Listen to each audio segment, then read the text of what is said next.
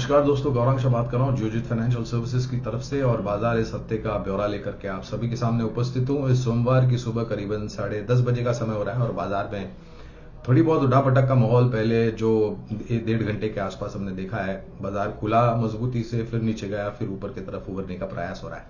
आगे बढ़ने से पहले कुछ स्तर बता देता हूँ आपको। Sensex, Nifty spot, bank Nifty, रुपए डॉलर और कच्चे तेल के। सेंसेक्स में फिलहाल 10 अंकों की गिरावट है, 79,220 का स्तर है सेंसेक्स का। निफ्टी में करीबन 20 अंकों की गिरावट, 23,985 का स्तर है निफ्टी स्पॉट का। बैंक निफ्टी में 335 अंकों की गिरावट, 50,635 के आसपास का स्तर है बैंक निफ्टी में या निफ्टी बैंक में। रुपए डॉलर में 85.82, 0.04 पैसे की कमजोरी रुपए में डॉलर के मुकाबले, और लगातार कुछ हफ्तों से हमने ऐतिहासिक स्तर पर निचले स्तर रुपए में देखे हैं डॉलर के मुकाबले। और ये न सिर्फ रुपए के सामने है, लेकिन उभरते हुए बाजार की मुद्रा और उभरे हुए बाजारों की जो मुद्रा है, सभी के साथ मैंने डॉलर में हमने मजबूती देखी है। देखना अनिवार्य होगा कि आने वाले समय में किस प्रकार की परिस्थिति उभर करके आती है। कच्चे तेल में थोड़ा बहुत ऊपर के तरफ हमने रुझान देखा था, लेकिन आज थोड़ी बहुत कमजोरी, लेकिन स्तर फिर भी ऊपर है। 76.32 डॉलर प्रति बैरल है ब्रेंट के दाम और 73.79 डॉलर प्रति बैरल के दाम है नाइमेक्स के। खाड़ी देशों में जो परिस्थिति उसको लेकर के जो खबरें आती है वो ज्यादा असर करती हैं कच्चे तेल के दामों पर। और जिस प्रकार से हमने खपत को लेकर के, उत्पादन को लेकर के टिप्पणियां सुनी है, हमें लग रहा है कि कच्चे तेल में शायद यहां से इस हफ्ते नीचे की तरफ के दायरे थोड़े बहुत देखना अनिवार्य होगा। और जहां तक मुद्रा बाजार का सवाल है, पिछले हफ्ते डॉलर सप्लाई हुआ था बाजार में बैंकों और आरबीआई की तरफ से, तो वो जो थोड़ी बहुत स्थिरता और मजबूती रुपए में लेकर के आई, लेकिन फिर से रुपया कमजोर पड़ा डॉलर के सामने और डॉलर मजबूत हुआ ना तो सिर्फ रुपए के सामने लेकिन बाकी अन्य मुद्राओं के सामने। तो शायद और भी कमजोरी रुपए में हम देख सकते हैं इस हफ्ते, लेकिन देखना होगा किस मात्रा में डॉलर सप्लाई होता है और कितनी स्थिरता रुपए में आती है और क्या वो स्थिरता टिक पाती है कि नहीं।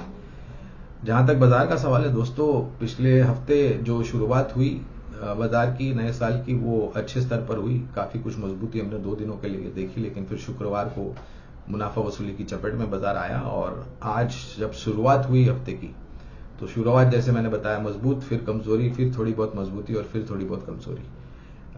उठापटक का दायरा शायद इस हफ्ते होने की पूरी संभावना है। जहां तक सूचकांक का सवाल है, चाहे वो दिग्गज हो, मझौली सूचकांक या छोटी सूचकांक, क्षेत्र के आधार पर और कंपनियों के आधार पर जिस प्रकार से खबरें आ रही हैं, उसको ध्यान में रखते हुए शायद स्टॉक स्पेसिफिक आपको ज्यादा हरकत होती हुई दिखाई देगी।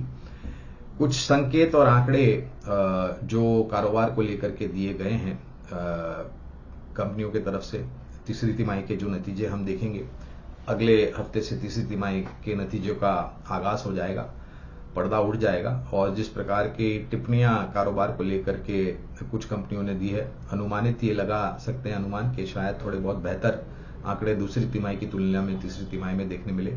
एडवांस टैक्स नंबर्स जो आए कारोबार को लेकर के, टिप्पणियां अच्छी आई हैं और उसके साथ साथ जीएसटी के कलेक्शन के जो आंकड़े आए, तो ये पूरा समीकरण अगर हम सामने रखते हैं तो ऐसा लग रहा है कि शायद तीसरी तिमाही में कुछ क्षेत्रों में और कुछ कंपनियों में आपको रुझान बेहतर आता हुआ दिखेगा। एक उदाहरण अगर मैं आपको दे सकूं तो दिसंबर महीना जो कि साल का आखिरी महीना होता है, वहां पर वाहन बिक्री के आंकड़े थोड़े बहुत नीचे की तरफ आते हैं।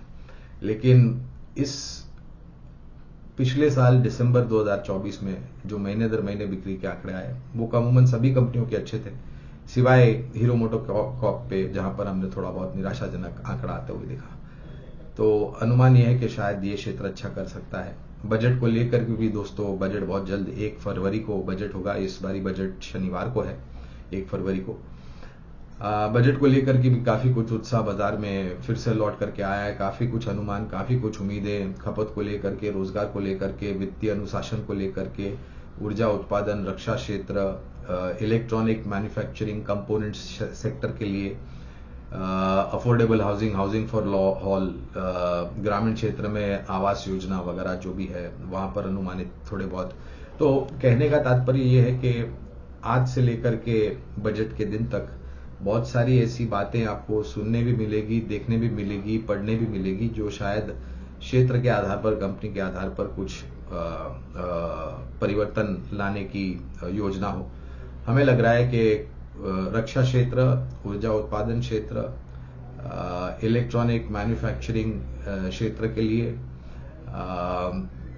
घर के लिए, रियल एस्टेट सेक्टर के लिए शायद कुछ नीतियां बनाई जाएगी। और बहुत बड़ा कदम हमें लग रहा है कि शायद माननीय वित्त मंत्री जी श्रीमती निर्मला सीतारामन जी खपत को बढ़ावा देने के लिए उठा सकती है, जो शायद आम नागरिक के लिए एक अच्छी खबर हो सकती है, या अनुमानित कुछ उम्मीदें और अपेक्षाएं हैं जिस पर मेरे ख्याल से आपको बातें सुनने मिलेगी आज से लेकर के फरवरी तक, 1 फरवरी तक, या फिर 31 जनवरी तक आपको सुनने मिलेगी। और फिर 1 फरवरी को आखिरकार हमारे समक्ष माननीय वित्त मंत्री जी अपना बजट रखेंगे। बजट के पश्चात ये भी देखना होगा कि शब्दावली के बीच में क्या शब्दावली छुपी है और उसका महत्व कितना है, उसका अर्थ क्या है, वगैरह वगैरह वगैरह।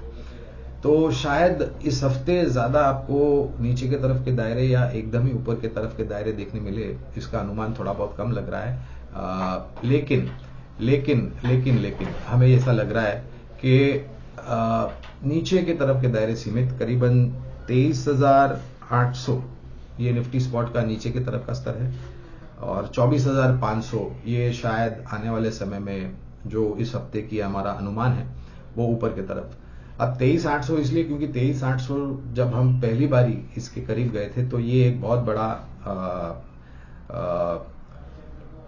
रेजिस्टेंस लेवल बन गया था। ये एक ऐसा पड़ाव बन गया था जिसको पार करना बहुत मुश्किल था। और 24,500 इसलिए क्योंकि छोटी मध्यम अवधि में जिस प्रकार से हमने रिकवरी देखी है, जो स्तर हमने देखे थे हफ्ते 2 हफ्ते पहले 23,250, 23,300 से, फिर एकदम से हम ऊपर की तरफ गए, तो और 24,500 पर हमने थोड़ी बहुत रुकावट आती हुई देखी, तो मुनाफा वसूली यहां पर हावी हो सकती है। तो सूचकांक एक दायरे में कामकाज कर सकता है, लेकिन क्षेत्र के आधार पर, कंपनी के आधार पर हमें लग रहा है कि आपको बहुत सारे मौके मिलेंगे। खबरों के आधार पर, नतीजों के आधार पर, कारोबार की टिप्पणियों को लेकर के जो अनुमानित संकेत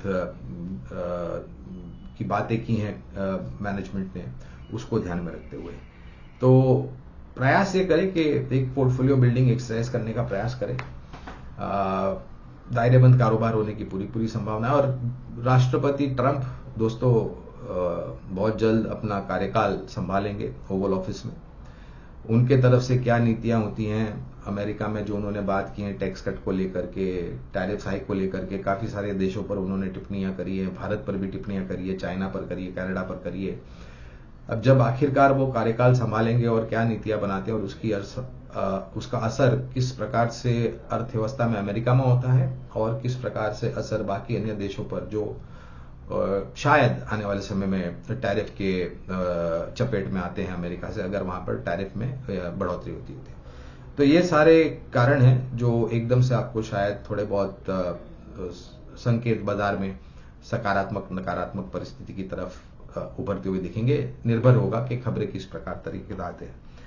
एक क्षेत्र जो हमें लग रहा है दिसंबर में आंकड़े अच्छा है, महीने दर महीने बिक्री का ऑटो सेक्टर के, तो वो शायद अच्छा कर सकता है नतीजों के आधार पर। इंडिया विक्स दोस्तों आज फिर से उछाल पे है। पिछली बार जब हमारी नजर पड़ी थी तो 14.35 और करीबन 5.20% की बढ़त थी। इंडिया विक्स जब तक ऊपर की तरफ रहेगा और उठापटक हावी रहेगी तो शायद बाजार में उसी तरीके के संकेत आपको आते हुए दिखेंगे। प्रयास हमें ऐसा करना चाहिए कि एक पोर्टफोलियो बनाना चाहिए लंबी अवधि के लिए। और अक्सर जब हम आपसे हर हफ्ते जुड़ते हैं तो हमारा प्रयास होता है कि हम आपको विकल्प दें, निवेश लायक रणनीति बनाएं। 2 विकल्प ढूंढे, एक है housing finance company Canfin Homes. Real estate sector अच्छा कर रहा है, आने वाले समय में ब्याज दर दिक्कत कटौती होती है, महंगाई दर अगर नीचे आ जाती है तो रियल एस्टेट सेक्टर के लिए और हाउसिंग फाइनेंस कंपनी के लिए अच्छी बात होगी। और जिस प्रकार से थोड़ा बहुत करेक्शन आया है, हमें लग रहा है कि नीचे की तरफ के दायरे काफी सीमित और रिस्क रिवॉर्ड काफी फेवरेबल कैनफिन होम्स में दिखता है। तो पहला विकल्प है कैनफिन होम्स, हाउसिंग फाइनेंस क्षेत्र की कंपनी।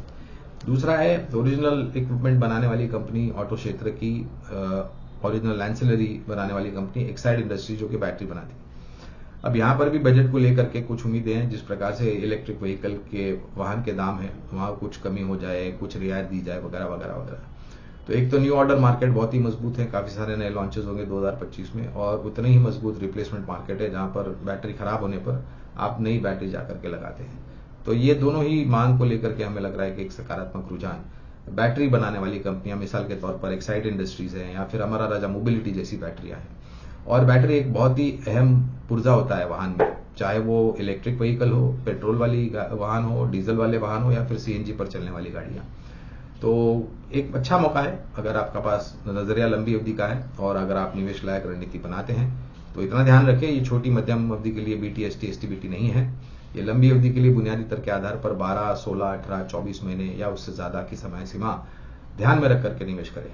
शुरुआत कीजिए, पूरी ताकत मत लगाइए और धीरे धीरे करके जब भी आपको गिरावट मिलती है तब आप इसमें और जुड़ते जाएं। मेरी वाणी को अब यहीं पर विराम देता हूं और अगले हफ्ते आप लोगों से फिर से मुलाकात होगी। हमारी बात शांतिपूर्वक सुनने के लिए आप सभी का बहुत बहुत धन्यवाद।